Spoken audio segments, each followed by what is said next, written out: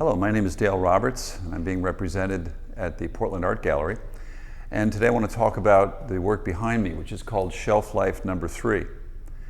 This subject is something that is in my studio all of the time. It's essentially storage shelves for my still life objects. And I don't pay much attention to how they're stacked or put in there. Essentially, it's how many can I fit in a space. But on occasion, I'll walk past them and find out that I'm interested. Either the juxtaposition of certain objects, the way the light is hitting them, textures or shapes, but it grabs my attention. So I consider these sort of found still lifes that just sort of organically happen. And it is part of a series. And in this example in front of us, I'd like to talk a little bit about the way it's done. So this medium is called Metalpoint, and in my hand I'm holding two different kinds of metal in mechanical pencils. And this one is copper. There's copper wire in here, and it's been sanded to a shape or point. And this one has sterling silver in it, and this is a much finer one in a smaller mechanical pencil. The reason I like using these is they're sort of beautifully ephemeral. They're the kind of medium that is difficult, and yet that difficulty pays off with unexpected results. It dates back to Renaissance and probably pre-Renaissance art. And this little silver wire can connect me all the way through the centuries back to Leonardo and Michelangelo as I'm working. And those things matter to me when I work, since I'm just picking up on a tradition that I've long enjoyed and deeply admired. So in this case, the work itself began on a panel, an Italian gesso panel that I make myself. This is on cabinet grade oak plywood, and I brace it, and then I cover it with Italian gesso, which is done with a warm preparation and hide glue. Again, this dates back to the Renaissance, and it's a wonderful ground to paint on. My encaustic paintings are also done on that ground because of the kind of versatile nature of it. And on that, I can choose to draw directly with Metalpoint because it will take the metal. So what you see here is actually a deposit of metals. And it's arrived at by layers which come from the friction of the ground and the tool in my hand.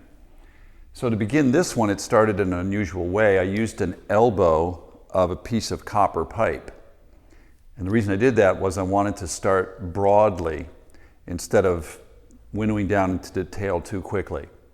And I used that piece of copper pipe, and I just put in the large shapes, the shadow shapes, the negative spaces between, and some big gestural forms.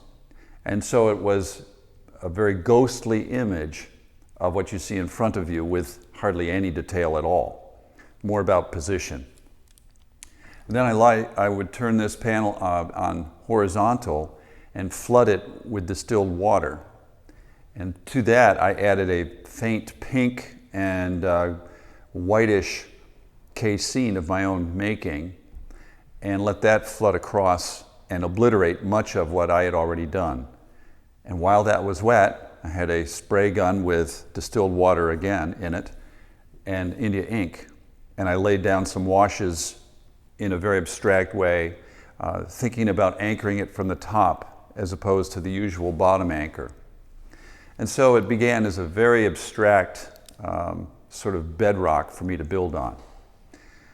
And I find when I begin that way, I often have options open to me that I wouldn't expect, and that I certainly couldn't plan ahead for.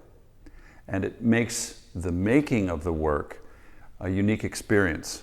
It makes it very interesting to do, and hopefully if it's interesting to do, it'll be interesting to look at. So in this, I then stood the painting back up, or the drawing back up, and began working from the setup. And rather than stand in one place, I stood back a certain distance and determined the size and proportion of things. Then I backed up a step or two and did another view of the same shelf, and I backed up a step or two on this side. So it sort of moves back and forth in space that way.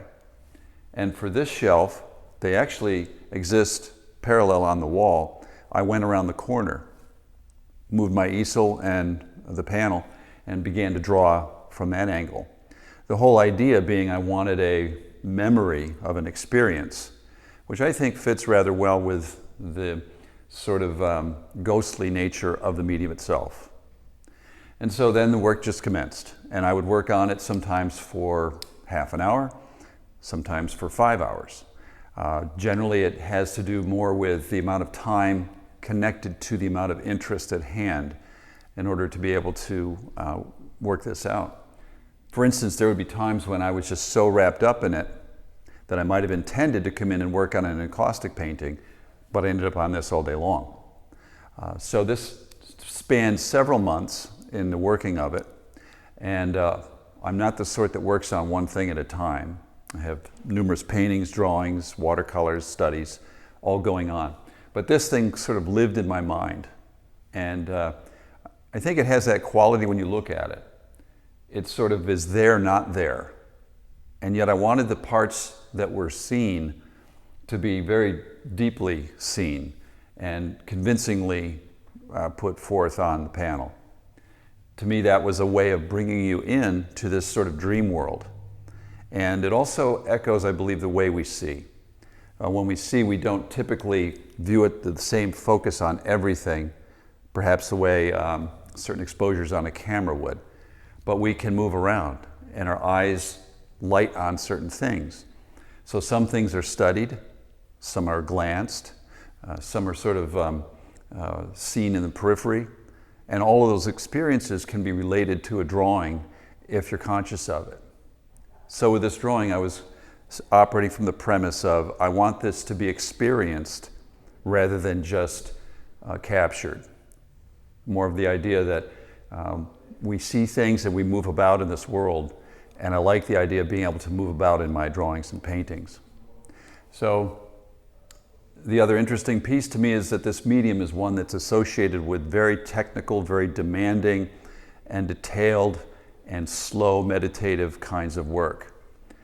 This has some of that, but it also has some real daring, I'm going to lose this whole thing at the risk of failure or disaster, and yet then be able to pull out something from that. So I see these drawings as interactions of my own temperament with subject, and hopefully drawing in viewers with the idea that I hadn't seen things that way before, but it does mimic the way I see and take in the world in general. So I find these things to be very interesting to work on. I periodically do silver points and or gold and copper points. Also to mention, I had said before, this is sterling silver, this is copper. Those different metals will oxidize differently. The copper will oxidize and turn sort of greenish. Sometimes I use brass, and that will turn even more of a yellowy green. Silver, it gets warm and tarnishes. So that has a certain kind of soft color to it as well. And when you use gold point, counterintuitively, it doesn't go on gold, it goes on gray, and it stays gray because gold doesn't tarnish. And so when you use these various metals in a drawing, depending on your intent, in this case, I wanted them to mesh together and in some places come apart, but I wanted it to be a little more organic, the way they work together. In other words, there wasn't an area that was done purely in copper, another area that was in silver. I wasn't trying to do foreground, background.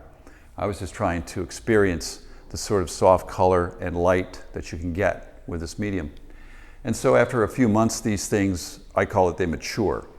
You know, they stop oxidizing, and then they assume their final form and color, and it won't change after that. So silver point has an interesting kind of characteristic. There's a bit of it that almost seems kind of alive in a negative way. You know, it's oxidizing, and yet it's decaying, and yet it's changing, and then it's picking up some color. To me, those are associations that run through my mind as I'm working. And so hopefully they create an interest in the viewer. I've noticed as people have seen this drawing, they've been curious about it. They've wondered how it was done. So this is a rather lengthy explanation of that process. But a couple last things I'll leave you with. Silver point and metal point are ancient, and they are also additive processes. And in other words, you can't really erase it. So there's a discipline involved when you take pen or metal to paper or to panel. And it's not sort of a freeze you up discipline, but it's one that if you've been practiced enough, when you get to it, you have a freedom of working within that discipline. So it's about as far away from encaustic painting for me as you can get. The tools are very tiny, but the results, I think, they relate to the work that I do with encaustic as well. So I hope you've enjoyed this conversation about silver point and this drawing, what motivates me in drawing, why I choose ancient media, and the sort of possibilities that are out there. Silver point is one of those easily overlooked mediums, and I'm just delighted that there's an opportunity to show this drawing and to talk about it a little bit here with you today. Thank you so much.